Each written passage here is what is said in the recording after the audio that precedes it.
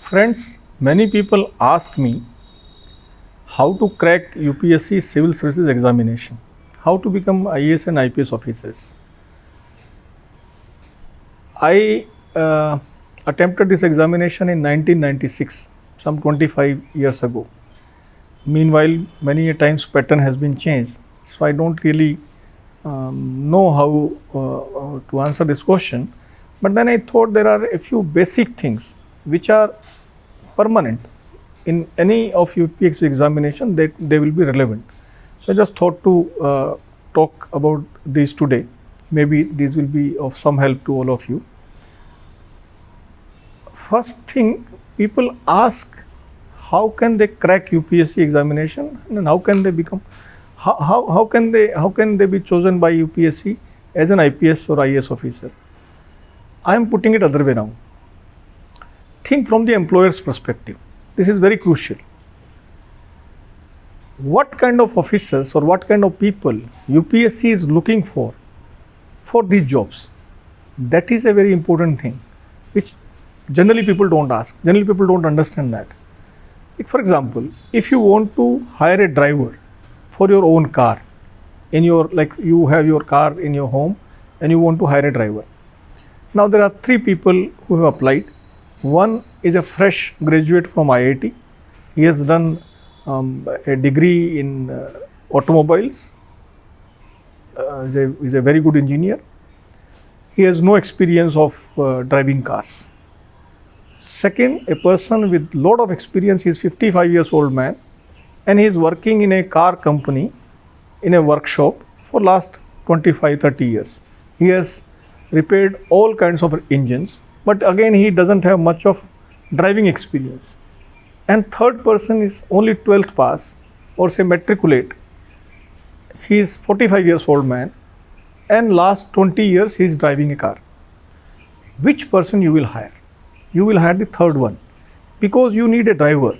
You don't need an engineer, you don't need a mechanic, you need a driver. So you will look for that person who is suitable for the job, for your requirement. Similarly, if you think from the UPSC perspective, what kind of people they are asking for, what kind of people they are looking for. Now, what is the job profile of the jobs, this post, IAS or IPS, collector, SP or other posts? Because in private sector, if you see, every job has a profile. What kind of things you are supposed to do, what are your parameters, what are your performance parameters, these kind of things. Now, if you think from the similar perspective, similar angle, what are the jobs? The job of a collector or an SP or the other jobs also, which are important jobs in the civil service examination, allied jobs as we call them, they are to manage a lot of things. Now, what do you require to manage these things? Like for example, collector of a district, he is a collector of a district with a population of say a few lakhs, and the problems are multiple. Now, that person requires 3-4 things. Number one, he needs to have a lot of information, because only with good information, sufficient information, a lot of information, you can make a decision. You can make a right decision. If you don't have the proper information, the decision will be wrong. So, because collector is supposed to take a lot of decisions, which can be very important, which can change lives of people, which can impact lives of lakhs of people in one decision, one order. So naturally, he has to have a lot of information.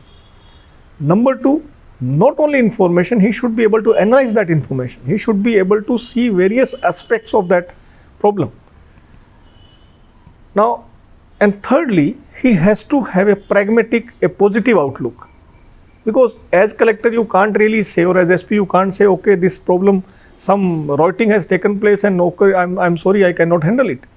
You have to handle it. Whatever, like for example, COVID is going on, this corona problem. Now, the problem is difficult and right now we don't see any solution also. But as an administrator, as a collector, you can't really say that, okay, I can't handle it, I'll just let it go.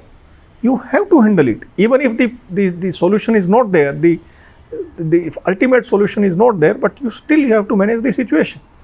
So, three things, if you see, the exam also has 3 stages. Number 1, preliminary examination. In preliminary, your knowledge is tested, how much information you have. Most of the preliminary questions are based on the information.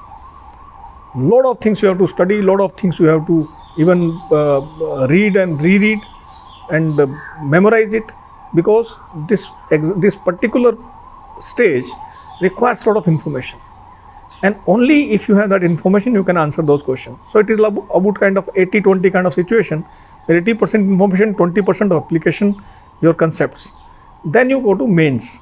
In mains, because your information, your knowledge has been already tested about information, so this is here where you have 50-50 kind of situation, where 50% information you require and 50% analysis and how you put the things. Here one very important thing, when you have a question before you, or say in the real life when you have a problem before you, you should know all aspects of the problem. Similarly, you should know all aspects of the question. For example, Kashmir, like if there is a question about Jammu and Kashmir, or say Article 370, there are various aspects. There is historical aspect, there is a geographical aspect because it's a border state and we are touching Pakistan. Then there is a demographic aspect of the population in Jammu, Ladakh and Kashmir Valley. Then there can be economic, financial aspect, what kind of economy is there, what kind of earnings people have. So the point I am trying, it's an example only, it can be anything, the question can be about anything, but you should, because if you focus your entire answer on say historical aspect, or say financial aspect, or say military aspect, you will miss out a lot of things. So your answer should touch all possible aspects, and then you come to the conclusion, and the conclusion has to be a positive, pragmatic conclusion. It has to have a positive ending. You cannot say finally, like as collector in the district, as I told, you cannot say no, this is impossible thing and I can't do it. You have to again touch all aspects in the answer, and then come and finally you conclude it with some kind of a positive note. That is very, very important. And third stage, of course, as we know, the Viva, where your information is say 20% and 80% is your analytical ability and how do you answer these things.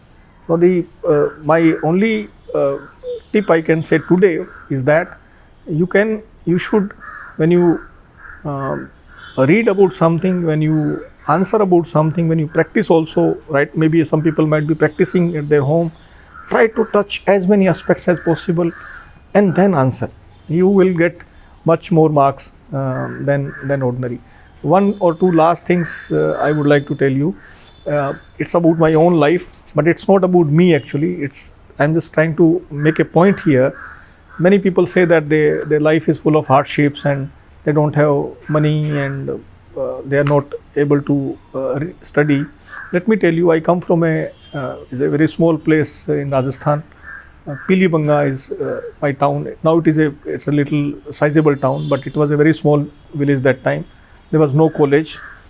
I studied in a government school there. I remember the annual fees of my school was 32 rupees, and I studied there till 11th. Then I moved to Faridabad because there was no college. My father moved to Faridabad for our studies, and I studied in a private college in Ballabgarh, the place near Faridabad, Ballabgarh. Agarwal College is the name of the college. It was a college till graduation. There was no PG that time. So I studied and studied in Hindi medium. My medium was Hindi all through, in school, in college, and UPSC also.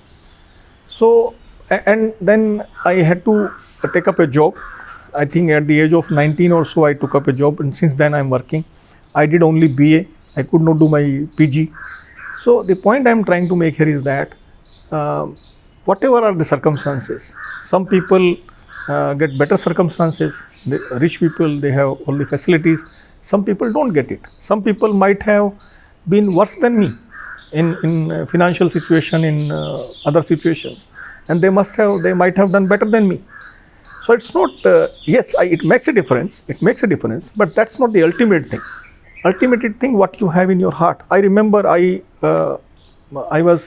when I attempted for my examination, I was serving in a newspaper, and because you have to work for say 7, 8, 9 hours, and then after 7, 8, 9 hours my job, I used to study in train, I remember, because when I used to go to from Faridabad to Delhi and back, the train was also very crowded, so I will hold the handle in my hand and have the book like this.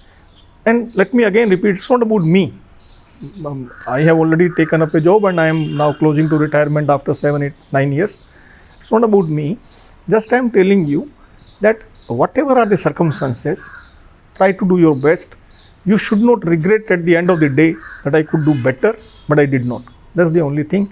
One last thing, this is a very, very fair examination, because see, if many people in this country say that the system is rotten and everything is sold and you get jobs by money or recommendations and those kind of things, connections, networking.